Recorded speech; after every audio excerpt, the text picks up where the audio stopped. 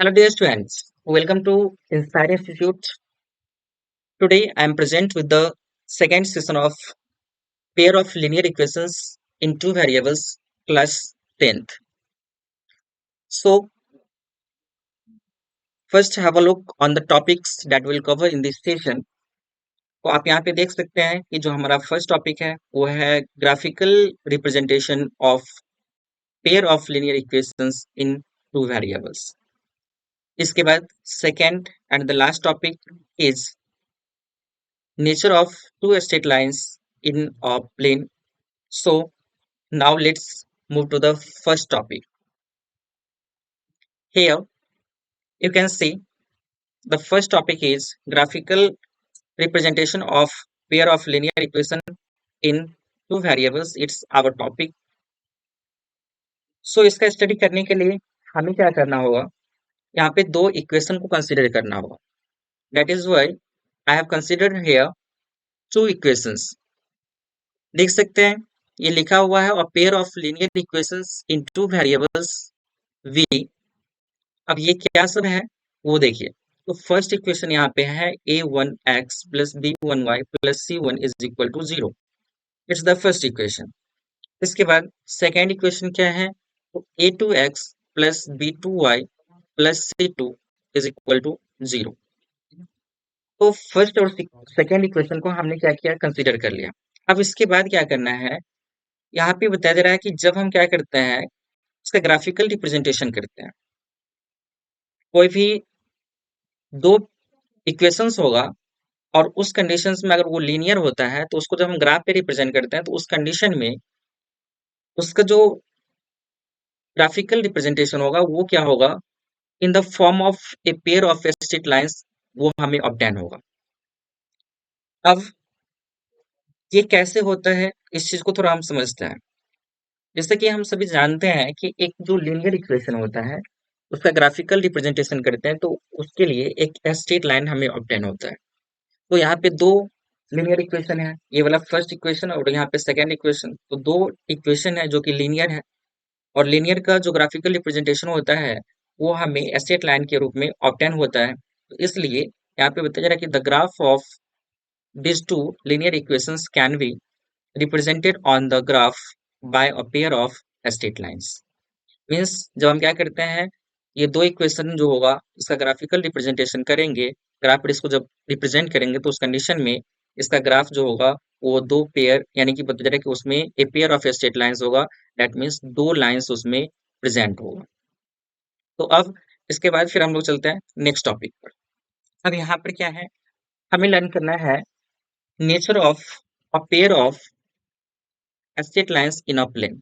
किसी एक प्लेन में अगर दो स्ट्रेट लाइन होगा, दैट मीन्स स्ट्रेट लाइन होगा जो कि पेयर में होगा. तो पेयर में अगर कोई भी चीज होता है तो इसका मतलब वो दो है इन नंबर. तो जब कोई भी दो लाइन होगा हमारे किसी भी एक प्लेन में तो उस कंडीशन में वहां पर क्या होगा ना कि उसका जो ग्राफिकल रिप्रेजेंटेशन होगा वह कुछ इस तरह से ऑब्टेन हो सकता है. उसका जो नेचर होगा वो बताया जा रहा है कि फर्स्ट में क्या हो जाएगा, वो इंटरसेक्टिंग लाइंस हो जाएगा. इसके बाद फिर पैरेलल लाइंस हो जाएगा और फिर कोइंसिडेंट लाइंस हो जाएगा. दैट मीन्स जैसे कोई भी दो लाइन होगा तो उसका यहाँ पे पॉसिबिलिटी ये है, जैसे कि आप यहाँ पे देख सकते हैं इंटरसेक्टिंग लाइंस एक ही प्लेन है और इसमें कोई भी दो लाइन अगर एक प्लेन से पास कर सकता है तो उस कंडीशन में ये होगा तो किसी एक प्लेस पर किसी एक पॉइंट पर एक दूसरे को इंटरसेक्ट कर सकता है. तो इस कंडीशन में ये वाला जो हो गया वो इंटरसेक्टिंग हो गया. नेक्स्ट में सेकंड में पैरेलल है. अब सपोज कीजिए कि यहाँ पर एक स्ट्रेट लाइन ये वाला हो गया, ठीक है, यहाँ पर मान लेते हैं कि ये एल हो गया. नेक्स्ट में इसी तरह से दूसरा एक स्ट्रेट लाइन है, ये मान लेते हैं कि एम है.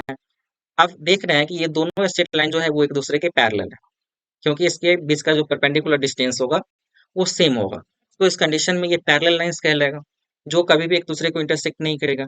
अब इसके बाद थर्ड में क्या है, तो थर्ड में है कोइंसिडेंट लाइन. इसमें क्या होता है कि कोई भी एक स्ट्रेट लाइन होता है और इस स्ट्रेट लाइन पर ही क्या होता है कोई दूसरा स्ट्रेट लाइन जो होता है वो एग्जिस्ट कर जाता है, लाई कर जाता है या ओवरलैप कर लेता है. तो उस कंडीशन में क्या होता है इसको हम लोग बोलते हैं कोइंसिडेंट लाइंस. अब इन सभी के बारे में हमें क्या करना है, वन बाय वन लर्न करना है. सो सबसे पहले चलते हैं और लर्न करते हैं इंटरसेक्टिंग लाइंस को. तो अब यहाँ पे देखिए इंटरसेक्टिंग लाइंस क्या होता है, इसको हम लोग पहले समझते हैं। तो देखिए, इसमें बताया है कि when a pair of lines intersect each other at exactly one point, जब क्या होगा, एक पेयर में लाइंस होगा और वो दोनों लाइंस एक दूसरे को एग्जैक्टली वन पॉइंट पर इंटरसेक्ट करता है, कट करता है, तो उस कंडीशन में वो जो दोनों लाइंस होगा उसको हम लोग क्या बोलेंगे, इंटरसेक्टिंग लाइंस कहेंगे। और इसका कंडीशंस भी होता है कि इंटरसेक्टिंग लाइंस कब हमें ऑब्टेन होगा। तो उस कंडीशन में सपोज कीजिए कि अगर दो इक्वेशंस हमारे पास होगा, जैसे कि यहाँ पर a1x plus b1y plus c1y is equal to 0, ये फर्स्ट इक्वेशन हो गया। इसके बाद सेकेंड इक्वेशन इसी तरह हमारे पास होगा कि जैसे a2x plus b2y plus c2 is equal to 0, ये सेकेंड इक्वेशन होगा। तो इस कंडीशन में दोनों इक्वेशन के लिए जो इंटरसेक्टिंग लाइंस का कंडीशन जो हमें ऑब्टेन होता है वो ये होता है कि अगर a1 अपॉन a2 का जो रेशियो होगा वह इक्वल नहीं होगा b1 अपॉन b2 के रेशियो के, तो उस कंडीशन में जो जब हम क्या करते हैं, ये दोनों जो लीनियर इक्वेशंस इन टू वेरिएबल्स होता है उसका जब ग्राफिकल रिप्रेजेंटेशन करते हैं तो उस कंडीशन में वो इंटरसेक्टिंग लाइंस के रूप में हमें ऑब्टेन होता है। तो जैसे यहाँ पर देख सकते हैं कि ये वाला जो लाइन है ग्रीन लाइन, और इधर से क्या हो जाएगा, ये वाला जो ब्लू लाइन है, ये दोनों क्या कर रहा है, इस पॉइंट पर एक दूसरे को इंटरसेक्ट कर रहे हैं। तो यहाँ पर सिर्फ एक ही सोल्यूशन होगा इस इंटरसेक्टिंग लाइंस का। इंटरसेक्टिंग लाइंस का जो होता है वो एग्जैक्टली वन सोल्यूशन होता है, क्योंकि ये क्या करता है, एक दूसरे को बस एक पॉइंट पर इंटरसेक्ट करता है, that is why it will have only one solution. अब इसके बाद चलते हैं नेक्स्ट टाइप ऑफ लाइंस जो है उसके बारे में हम लोग पढ़ते हैं।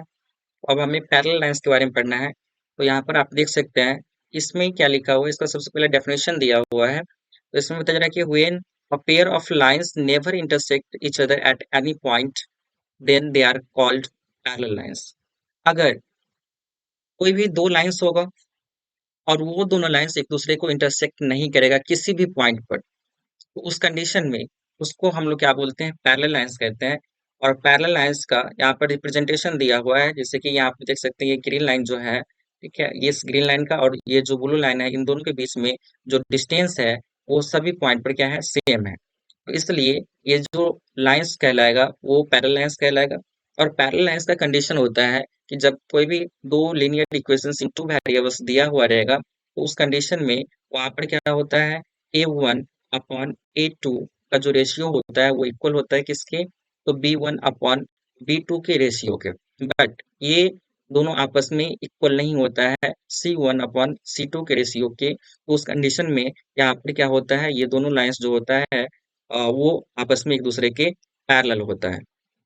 और जब यहाँ पर कोई ये दोनों लाइन एक दूसरे के पैरेलल होगा तो इस कंडीशन में दोनों एक दूसरे को कभी भी किसी भी पॉइंट पर कट नहीं करेगा।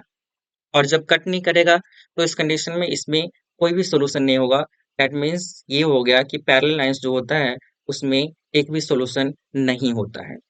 अब इसके बाद फिर हम लोग चलते हैं नेक्स्ट टाइप का जो लाइंस है इसके बारे में हमें लर्न करना है। तो यहाँ पर है कोइंसिडेंट लाइंस। अब कोइंसिडेंट लाइंस क्या होता है इसके बारे में थोड़ा सा लर्न करते हैं।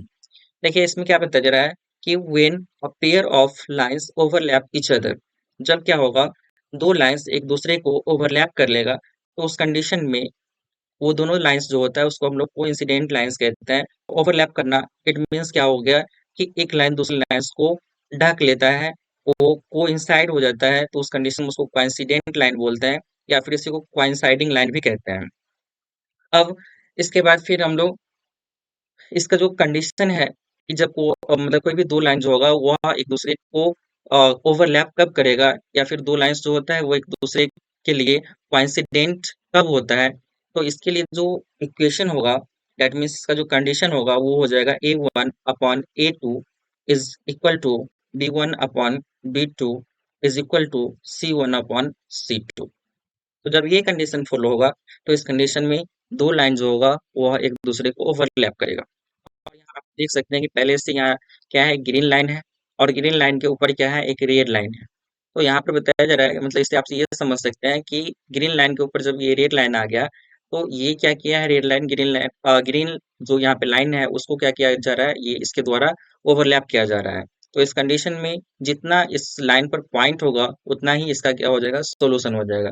और ये जो सोल्यूशन होता है वो इनफाइनाइटली मैनी सॉल्यूशंस होता है, इसलिए हम कहते हैं कोइंसिडेंट लाइंस जो होता है उसके मैनी सॉल्यूशंस होते हैं, इनफाइनाइटली मैनी सॉल्यूशंस। अब इसका एक शॉर्ट समरी टेबल हम लोग देख लेते हैं। तो यहाँ पे देखिए कोई भी दो इक्वेशंस रहेगा, फोर बताया जा रहा है कि यहाँ पर जो फर्स्ट इक्वेशन होगा a1x plus b1y plus c1 is equal to zero, and जो सेकेंड इक्वेशन है a2x plus b2y plus c2 is equal to zero. तो इसके लिए ये जो नीचे दिया गया है रिलेशंस वो एग्जिस्ट करता है। अब यहाँ पर देख लीजिए पहला नंबर में यहाँ पे बताया जा रहा है कि कंडीशंस क्या होगा। तो कंडीशन में बताया जा रहा है कि a1/a2 is not equal to b1/b2। तो इस कंडीशन में जब ग्राफिकल रिप्रेजेंटेशन करते हैं वो ग्राफ जो होता है वो इंटरसेक्टिंग लाइंस के रूप में हमें ऑब्टेन होता है। और इस कंडीशन में बस एक ही सोल्यूशन जो होता है वो हमें ऑब्टेन होता है। और जब एक सोल्यूशन ऑब्टेन होता है तो वहां पर जो नंबर ऑफ सोल्यूशन होता है तो उसको हम लोग यूनिक सोल्यूशंस के नाम से भी जानते हैं। अब इसके बाद जो सेकेंड कंडीशन है उसमें आप देख लीजिए a1/a2 is equal to b1/b2 is not equal to c1/c2। तो ये सब जस्ट हम लोग अभी स्टडी किए हैं।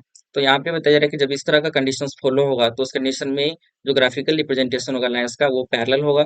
और उसके बाद फिर इस कंडीशन में कोई भी सोल्यूशन नहीं होगा, क्योंकि पैरेलल जब होता है तो उस कंडीशन में एक दूसरे को इंटरसेक्ट नहीं करेगा, इसलिए क्या हो जाएगा, इसका कोई भी सोल्यूशन नहीं होगा। नेक्स्ट में अब यहाँ पर थर्ड कंडीशन है, तो थर्ड कंडीशन में क्या दिया हुआ है, यहाँ पर ratio of a1/a2 is equal to, फिर यहाँ पर ratio of b1 and b2, फिर इसी तरह से ratio of c1 and c2। ये तीनों जब आपस में बराबर होगा तो इस कंडीशन में जो ग्राफिकल रिप्रेजेंटेशन होगा वो कोइंसिडेंट होगा। और कोइंसिडेंट दैट मीन्स ओवरलैप करना। तो इस कंडीशन में बहुत सारा सॉल्यूशंस जो होगा, इनफाइनाइटली मैनी सॉल्यूशंस, वो ऑब्टेन होगा। तो इस तरह से ये शॉर्ट समरी था। अब इसके बाद फिर हम लोग आगे बढ़ते हैं और एक क्वेश्चन करते हैं। और इस क्वेश्चन में हमें क्या करना है, इन दोनों इक्वेशन को सॉल्व करना है। लेकिन कैसे, तो बताया जा रहा है ग्राफिकली। पहले हमें क्या करना होगा, इन दोनों इक्वेशंस के लिए जो सॉल्यूशन होगा वो हमें ऑब्टेन करना होगा, और उसके बाद फिर हम इसको ग्राफ पर रिप्रेजेंट करके इसका जो ग्राफिकल रिप्रेजेंटेशन होगा वो हम लोग ऑब्टेन करेंगे। तो आइए इसको हम लोग देखते हैं। अब यहाँ पे देखिए सबसे पहले जो फर्स्ट इक्वेशन है, यहाँ पे x plus two Y is equal to three, इसको हम फर्स्ट इक्वेशन कंसिडर कर लेते हैं। और यहाँ पे जो दूसरा इक्वेशन है 4x plus three Y is equal to two, तो इसको सेकेंड इक्वेशन कंसिडर करते हैं। अब दोनों इक्वेशन के लिए हम क्या करेंगे, यहाँ पर वैल्यू टेबल क्रिएट कर लेंगे। तो इसके लिए हम क्या करते हैं, यहाँ पे लिख लेते हैं value table for the first equation, value table for equation. अब यहाँ पर क्या हो जाएगा, इक्वेशन जो है, इक्वेशन फर्स्ट। तो इसके लिए आप देखिए जो फर्स्ट इक्वेशन है उसमें क्या है, x plus two Y is equal to three है। तो इसको हम क्या करते हैं, यहाँ पर एक टेबुलर फॉर्म में एक्सप्रेस कर लेते हैं।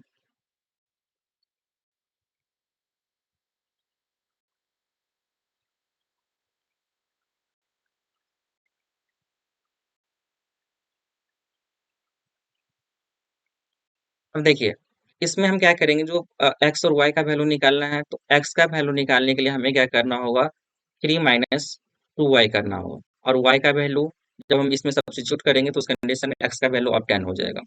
अब यहाँ पे देखिए अगर जीरो हम यहाँ पे वैल्यू पुट करते हैं तो इस कंडीशन में क्या हो जाएगा, ये इसका आंसर थ्री आ जाएगा। तो जब y का वैल्यू जब जीरो पुट कर रहे हैं, यहाँ पे y का वैल्यू जब जीरो पुट करेंगे तो इस कंडीशन में ये होल टर्म क्या हो जाएगा, और जीरो हो जाएगा। और थ्री में से जब हम क्या करेंगे, जीरो को सब्ट्रैक्ट करेंगे तो उस कंडीशन में x का वैल्यू थ्री ऑप्शन होगा। और इसके बाद अगर हम इसमें वन वैल्यू पुट करना चाहेंगे तो इस कंडीशन में ये कितना हो जाएगा, तो आप देखिए जब y का वैल्यू हम वन पुट करेंगे तो फाइनली ये टू इंटू वन टू हो जाएगा। और थ्री में से जब टू को सब्ट्रैक्ट करेंगे तो उस कंडीशन में क्या हो जाएगा, ये वन हो जाएगा। तो इस तरह से यहाँ पर क्या हो जाएगा, ये हमें वैल्यू ऑब्टेन हो जा रहा है। और इससे हम पॉइंट्स बना लेते हैं, इन दोनों को कंबाइन करके हम क्या करते हैं, कोऑर्डिनेट बनाते हैं। तो यहाँ पर एक जो फर्स्ट कोऑर्डिनेट होगा वो हो जाएगा यहाँ पर थ्री और जीरो, मतलब ये पॉइंट्स बन गया। और इसके बाद फिर यहाँ पर क्या हो जाएगा, जो सेकेंड पॉइंट हो जाएगा वो वन और वन का बन जाएगा। नेक्स्ट में फिर अब क्या करते हैं, वैल्यू टेबल दूसरे इक्वेशन के लिए बनाते हैं। तो यहाँ पर देखिए value table four equation two, equation two के लिए वैल्यू टेबल अगर हम बनाते हैं तो यहाँ से फिर इसी तरह से इसका भी वैल्यू टेबल आएगा।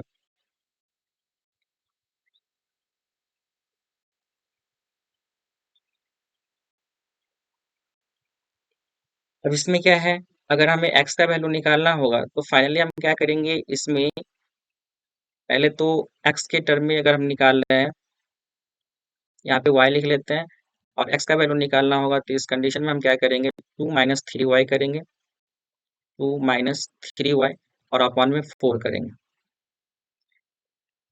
अब यहाँ पे देखेंगे कि कौन सा वैल्यू जब हम इसमें सब्स्टिट्यूट करेंगे तो उसके बाद क्या होगा, ये वैल्यू जो होगा वो हमें होल नंबर के फॉर्म में ऑब्टेन होगा। अब अगर हम क्या करते हैं, यहाँ पर y का वैल्यू जब 0 पुट करते हैं तो इस कंडीशन में इससे जो वैल्यूज आएगा वो हमें फ्रैक्शन के फॉर्म में आएगा, तो फ्रैक्शन वाला वैल्यू हमें नहीं लेना है। अगर हम यहाँ पे क्या करते हैं, इसमें 2 अगर पुट कर देते हैं तो इस कंडीशन -2, जब हम क्या करें y का वैल्यू -2 ले लेते हैं तो इस कंडीशन में ये माइनस माइनस यानी 3 का -3 इंटू -2 होगा, तो ओवरऑल ये +6 हो जाएगा, और +6 में जब हम 2 को ऐड करेंगे तो 8 होगा, और 8 में 4 को डिवाइड करेंगे, 8 मतलब 8 को 4 से डिवाइड करेंगे तो उस कंडीशन में 2 आ जाएगा। अब इसके बाद फिर क्या करते हैं, यहाँ पर अगर यहाँ पे फिर +2 रखते हैं, तो +2 करते हैं तो फाइनली इससे क्या हमें ऑब्टेन होगा, सो देखिए +2 करेंगे तो इस कंडीशन में -6 होगा ये, और -6 में से 2 जब सब्ट्रैक्ट हो जाएगा तो इस कंडीशन में ये क्या ऑब्टेन होगा, तो यहाँ पे -1 ऑब्टेन होगा। जब यहाँ पे +2 पुट करेंगे तो ये -6 होगा, और -6 में से ये 2 जो होगा वो जब सब्ट्रैक्ट हो जाएगा तो उस कंडीशन में ये -4 बचेगा, और -4 को 4 से डिवाइड करेंगे तो उस कंडीशन में 1 आंसर आ जाएगा। और फाइनली अब क्या करते हैं, यहाँ पर इसको हम लोग ग्राफ पर रिप्रेजेंट करने की कोशिश करते हैं। तो अब इसके लिए हम लोग पहले तो इसका एक पॉइंट बना लेते हैं, तो यहाँ पर मान लेते हैं कि ये सी हो जाएगा फर्स्ट पॉइंट, इसमें एक्स का हो जाएगा कोऑर्डिनेट 2 और वाई का हो जाएगा -2, और डी एक कोऑर्डिनेट बनाते हैं तो इसमें हो जाएगा क्या चीज़, डी के लिए जो कोऑर्डिनेट बनेगा वो हो जाएगा -1 और फिर 2। अब इसके लिए फिर चलते हैं नेक्स्ट स्लाइड पर। तो यहाँ पे देखिए एक्स का जो मैक्सिमम वैल्यू है वो 3 फर्स्ट इक्वेशन से आ रहा है, और सेकंड वाले से 2 आ रहा है। तो यहाँ पर एक्स का जो वैल्यू होगा वो हमें मैक्सिमम 3 तक लेना होगा, तो यहाँ पे पहले 0 कर लेते हैं, फिर यहाँ 1, और फिर यहाँ पे 2, फिर यहाँ 3, इस तरह से एक पॉइंट और ले लेते हैं 4, और इधर क्या करते हैं, तो यहाँ पे -1, फिर -2, -3, -4, ये वाला वैल्यू हो जाएगा, ये एक्स कोऑर्डिनेट हो जाएगा, सॉरी एक्स एक्सिस। तो यहाँ पे एक्स डैश हो जाएगा, यहाँ पे ओ होगा, और इधर एक्स पॉजिटिव हो गया। नेक्स्ट में अब यहाँ पर निगेटिव में आते हैं वाई का वैल्यू, तो ये वाई डैश हो गया, यहाँ पे वाई होगा। अब यहाँ इसके ऊपर अगर वैल्यू को रिप्रेजेंट करेंगे तो ये 1 होगा, नेक्स्ट में फिर 2 होगा, इसी तरह से फिर 3 हो जाएगा, फिर 4 हो जाएगा, और नीचे फिर वैल्यूज को रिप्रेजेंट करते हैं तो यहाँ पे -1, फिर -2, -3, -4, इस तरह से वैल्यूज को हम रिप्रेजेंट कर रहे हैं। अब देखिए इसमें जो फर्स्ट पॉइंट है वो क्या है, 3 0 है, 3 0, दैट मीन्स यहाँ पर क्या होगा, एक्स का वैल्यू 3 होना चाहिए। तो एक्स का वैल्यू 3 कहाँ पर है, तो इसको देखिए एक्स का वैल्यू 3 यहाँ है, तो फर्स्ट पॉइंट ये हो जाएगा, यहाँ पर ये ए हो जाएगा। इसके बाद फिर दूसरा पॉइंट देखिए, सेकंड पॉइंट, तो ये 1 1 है, चलिए 1 1 को रिप्रेजेंट करते हैं, एक्स का वैल्यू भी 1 है और वाई का वैल्यू भी 1 है, तो यहाँ पर ये दूसरा पॉइंट हो जाएगा बी। अब इन दोनों को जब हम क्या करेंगे, एक स्ट्रेट लाइन से मिलाएंगे तो इस तरह से क्या हो जाएगा, इसका एक ग्राफ बन जाएगा। अब नेक्स्ट में फिर क्या हुआ, दूसरा जो वैल्यू टेबल है उससे फिर हम क्या करेंगे, एक पॉइंट्स मतलब कि एक स्ट्रेट लाइन को बनाएंगे, नहीं कि यहाँ पर रिप्रेजेंट करेंगे। तो इस कंडीशन में यहाँ पर आप देख लीजिए ये हो जाएगा कितना, 2 और -2, यानी कि एक्स का वैल्यू 2 है और वाई का वैल्यू -2 है, तो दूसरा पॉइंट जो होगा वो यहाँ पे लाई कर जाएगा, और ये हो जाएगा पॉइंट सी। अब इसके बाद फिर एक पॉइंट और रिप्रेजेंट करेंगे, तो इसमें है -1 और फिर 2, तो एक्स का वैल्यू -1 है और वाई का वैल्यू 2 है, एक्स का वैल्यू -1, वाई का वैल्यू 2। तो इस कंडीशन में ये यहाँ पर आ जाएगा, ये वाला पॉइंट हो जाएगा, तो यहाँ पे इसको मान लेते हैं पॉइंट डी। अब यहाँ पर इन दोनों पॉइंट्स को मिलाएंगे तो ये कुछ इस तरह से जाएगा लाइंस, और ये क्या करेगा, इसको यहाँ पे इंटरसेक्ट कर लेगा, मतलब समवेयर यहाँ पे इस एरिया में यानी कि जो थर्ड सॉरी सेकंड क्वाड्रेंट है इसमें क्या करेगा, एक दूसरे को इंटरसेक्ट कर लेगा। तो इस तरह से ये जो लाइंस हमें ऑब्टेन होगा, इसका जो ग्राफ होगा वो इंटरसेक्टिंग ग्राफ्स के रूप में क्या होगा, हमें ऑब्टेन होगा। तो यहाँ पर देख रहे हैं कि ये जो होगा, दोनों लाइंस को एक दूसरे को इधर इस जो सेकंड क्वाड्रेंट है इसमें आकर के इंटरसेक्ट कर लेगा, इसलिए यहाँ पर जो ग्राफिकल रिप्रेजेंटेशन हो जाएगा वो इंटरसेक्टिंग लाइंस वाला हो जाएगा। तो इस तरह से हमारा आज का ये सेशन कंप्लीट हुआ। तो अब आपसे मिलते हैं नेक्स्ट सेशन में। अगर आपको ये सेशन अच्छा लगा तो आप हमारे सेशन को लाइक कर दीजिए, चैनल को सब्सक्राइब कर दीजिए और अपने ग्रुप्स में सेशन को शेयर कीजिए। Thank you.